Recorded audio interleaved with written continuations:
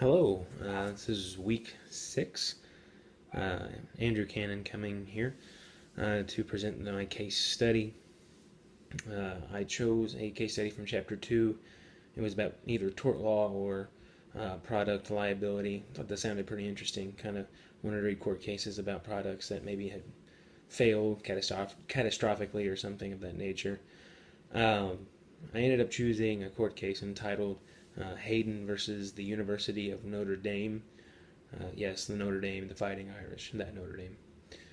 And it was an interesting court case. It was very short, and I didn't do that on purpose.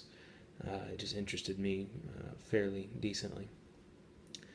So basically, the facts of the case: William and Letitia, I think I'm saying her name correctly. Hayden, their last name's Hayden, went to University of Notre Dame football game. They were seated in the end zone seating, which is directly behind the field goal post. And if you've ever seen a football game on TV or if you've been to one in real life, there's a lot of action there if they don't have a protective net to catch the football before it gets into the crowd. In high school football games, and around here anyways, it's not a problem. It just goes to the uprights and hits the track and bounces around, or little kids get it and they give it back to the referee. College is a different animal. You get these people paying tickets and they'll get in there and they'll try to get a souvenir by getting this football. So the Haydens are sitting there. A field goal attempt is made, and the netting fails to capture the ball, which in the court case later on, the Haydens cite that this only prevents the football from reaching the fans about 50% of the time. So this football is not caught by the netting, and then it goes into the crowd. Well, it landed very closely to Mrs. Hayden, and then when it did that, it promoted these fans around her to attempt to get the ball. They all kind of lunged for the ball, and she was injured in the process. So very simple court, very simple facts about the case. That's what happened. The ball was kicked, and that didn't do anything to prevent it. Ball landed close to her. People lunged at it. She got injured in the ruckus, I guess you could say. And then also, no university officials tried to break it up, or university officials tried to seize the ball before anything happened. So both sides of the case now. This case was appealed from the lower court in Indiana. The lower court, or the trial court, said that the university was in the right. They didn't have any duty to protect the Haydens from the actions of third parties. The Hayden side of the court case is that they were invitees to this. It's a business. They sold tickets. They bought tickets. The university sold tickets. The Haydens bought tickets. So it's a business, and they were invited there. With that being said, the Haydens believe that the University of Notre Dame has a duty to protect its invitees from a duty for safety. Okay, they have to protect them. The Haydens believe that this was breached by the net not catching the ball and going into the crowd, and then also breached by not having university personnel there to retrieve the ball or to prevent this from happening. And then, of course, the last, if you go in that process, is she got hurt. So negligence all the way down is what they're saying. And that's pretty much their side of the story, is that they have a duty to protect its invitees. The University of Notre Dame, however, their side of the case, their argument is that yes, they're invitees. They're not going to deny that, but they cannot predict or foresee the actions of third parties, in this case other fans, and they cannot prevent these actions from happening because they don't know what the third party or the other fans are going to do. And that's where they stand on that. So the Hayden's counter argument is that, of course you can see it.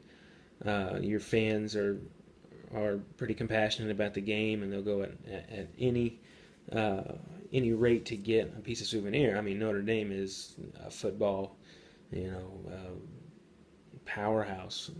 I mean, I know tons of Irish fans, and even getting to go in the stadium is a big deal. So they say, you know, you should understand this. You understand your fan base, and this was foreseeable. Of course, the university denies it still. So what happens is this appeals court takes a look at it. They apply a test called the totality of, excuse me, uh, totality. In other words, I can't think of it. In other words, they say you have to have there's this test that you can apply to this that was applied in other court cases, in which a landowner must survey his land and make any type of precautionary safety measures, take any precautionary safety measures against the injury or any foreseeable circumstances that may happen to their invitees. So the court used this. It was precedent, so it happened in a previous court case. They took that and they tested it to Notre Dame, and in fact they ruled that compliance, that's what it was, the totality of compliance. They said, yeah, you have to, or you would know, you could foresee this happening. If a net only does 50% of the time, then you know that 50% of the time a football is going to go in the crowds. There's going to be a skirmish over it, or some nature, maybe not injury related, but there's going to be some sort of gathering of fans quickly in one spot. With that being said, they didn't pass the test because they didn't look over their land, quote unquote, which is the stadium, for those precautionary things, and it's foreseeable. So basically, the appeals court flips it. They reverse the trial court's decision in favor in the Hayden's side. Okay, so that was the court findings. And then the implications for an athletic director is pretty straightforward. In this example, the University of Notre Dame's athletic director should have taken the time or hired somebody, I guess. They are a university with lots of money. They have their own network for sports and athletics. I'm assuming they have money. I know they do. They should have sat down and took time to make a checklist like we did earlier this semester, class, and really went into detail of foreseeable things and their fans, the nature of their fans, and stuff like in that nature. I hate to be redundant. It's something they should have taken account for. This is something we can learn as athletic directors or administrators on the high school level, is taking a look, stepping back, and really going in depth of things that we could be held liable for. We could be held responsible for. If I'm at a bigger high school in Missouri and the stadium goes all the way around with seating, yeah, I'm going to have a net because I don't want this happening to my school.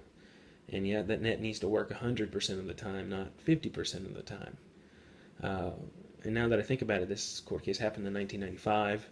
Of course, we have advancements from this court case and other court cases like it, that these nets now are doing their job better.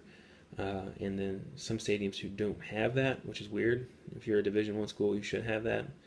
It's not too overly expensive. You don't have to replace it too often. You see personnel, clearly marked personnel, retrieving the ball, and we can really learn something from this as to make checklists and to be really go over stuff with a fine comb, and really nitpick at things that we don't think are big until something happens and it turns out to be big. All right, so that was it. That was the implication. Thank you.